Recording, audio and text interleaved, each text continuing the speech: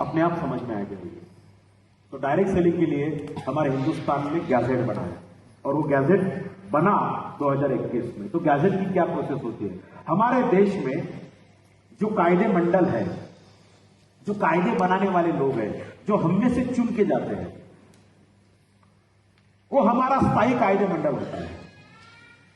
हमारे देश में दो प्रकार के कायदे बनते हैं। एक, कायदे बनाने का अधिकार केंद्र सरकार को, सेंट्रल गवर्नमेंट को होता है। कुछ कायदे, कुछ कानून, कुछ लॉ सेंट्रल गवर्नमेंट बनाता है, और कुछ कायदे, कुछ लॉ, कुछ कानून स्टेट गवर्नमेंट बनाता है, जिसे हम राज्य सूची बोलते हैं।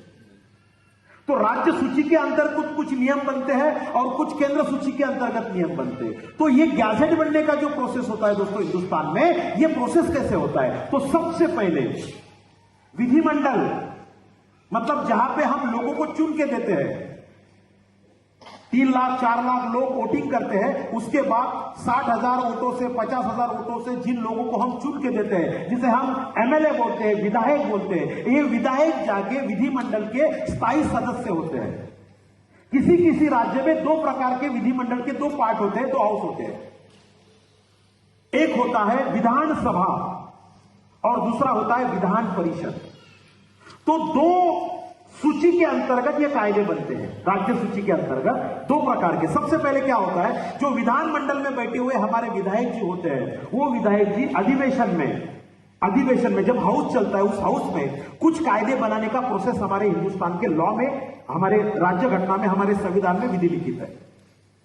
तो सबसे पहले क्या होता है, 2/3 बहुमतों के विधायकों से उस लॉ को पारित किया जाता है। उसका एक प्रोसेस होता है। सबसे पहले एक एंटिटी कमेटी बैठती है। उस एंटिटी कमेटी, जिसे हम मसूदा समिति बोलते हैं, उस मसूदा समिति को यह अधिकार होता है लॉ बनाने का, एक फॉर्मेट बनाया जाता है। वो फॉर्मेट को मसूदा समिति पारित करती है, मतलब पास करती है, और पास करने के बाद जब अधिवेशन होता है, हाउस बनता है, तो उस अधिवेशन में उस मसूदा समिति ने बनाया हुआ ड्राफ्ट को भेजा जाता है और वहां पे उसके ऊपर चर्चा होती है। वो चर्चा जब अंतिम स्वरूप में आती है, तो अंतिम स्वरूप में आने वाले चर्चा के बाद वहां के जो विधायक होते हैं, उन कुल विधायकों में से 2/3 बहुमतों के विधायकों की स्वाक्षरी होती है। और जब 2/3 बहुमतों की विधायकों की स्वाक्षरी होती है, तब विधानसभा के जो सभापति होते हैं, अध्यक्ष होते हैं, उनकी स्वाक्षरी से वो राज्य सूची का जो लॉ है, वो लॉ बनता है। वहां तक सीमित नहीं होता। उसके बाद जो विधान परिषद होता है, वही मसूदा विधान परिषद में जाता है। विधान परिषद में भी 2/3 बहुमतों के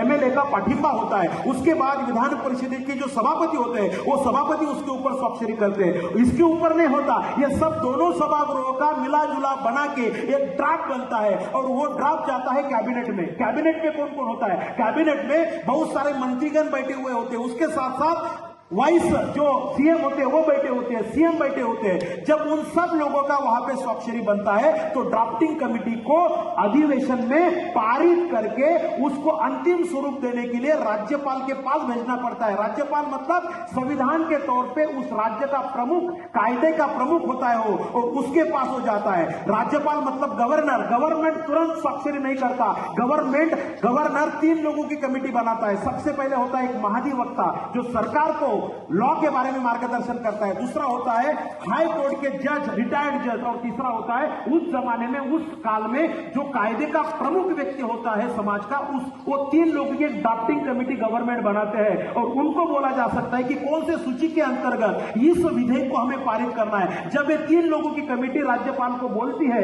कि इसमें किसी प्रकार की अनकानूनी बातें नहीं है, जो कुछ भी है समाज विधायक के लिए बनाया गया है, तो फिर ये 3 लोगों की कमेटी का दिया हुआ सुझाव और विधिमंडल ने दिया हुआ सुझाव, जो ड्राफ्टिंग कमेटी ने दिया हुआ सुझाव, वो सब सुझाव के लेकर राज्यपाल मतलब गवर्नर उस ड्राफ्ट पे साइन करते हैं। और जब राज्यपाल की साइन होती है, तब यह बोला जा सकता है कि राज्य सूची के अंतर्गत यह अभी कानून बन गया।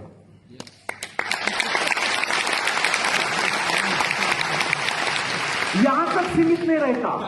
ये सब विधेयक, ये सब ड्राफ्टिंग कमेटी, ये सब कानूनी बातें चली जाती है सेंट्रल गवर्नमेंट के पास। सेंट्रल गवर्नमेंट को हम संसद बोलते हैं। संसद भी 2 सभागृह का बना होता है। एक होता है लोकसभा, दूसरा होता है राज्यसभा। सबसे पहले वो विधेयक पारित होता है लोकसभा में। लोकसभा में जितने भी एमपी बैठे हुए हैं, वो सब एमपी 2/3 बहुमतों से उसको पारित करते हैं। फिर लोकसभा का अध्यक्ष है, उसकी स्वाक्षरी होती है। ड्राफ्टिंग चेंज होता है, फिर जाता है राज्यसभा में। राज्यसभा में भी उसका प्रशासन चर्चा होता है, कुछ चेंज होता है, कुछ दुरुस्तियां होती है, और ये सब चर्चा होने के बाद 2/3 बहुमतों से राज्यसभा के खासदार जो होते हैं उनको पारित करके, और फिर ये सब चला जाता है राज्यसभा के अध्यक्ष के पास, और राज्यसभा के जो अध्यक्ष होते हैं उनको हम उपराष्ट्रपति बोलते हैं।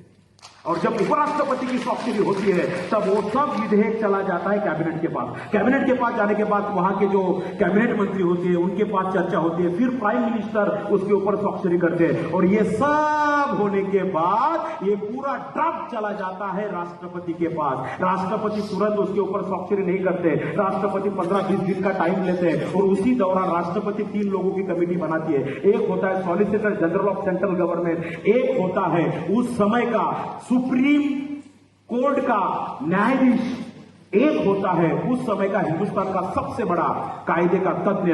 उन सब 3 लोगों की कमेटी बिठा के फिर वो कमेटी डिसाइड करती है कौन सी सूची के अंतर्गत इसको बिठाना है। फिर उनका सुझाव आता है कि पूरे राज्य घटना के अधीन होकर इस कमेटी को हम पारित करते हैं। फिर भारत सरकार ने दिया हुआ सुझाव और फिर वो ड्राफ्टिंग कमेटी ने दिया हुआ सुझाव, ये दोनों सुझाव को एक करके राष्ट्रपति उनके ऊपर स्वाक्षरी करती है, और राष्ट्रपति की स्वाक्षरी होने के बाद जो लेटर बनता है उसको बोलते हैं हम भारत का राष्ट्रपति।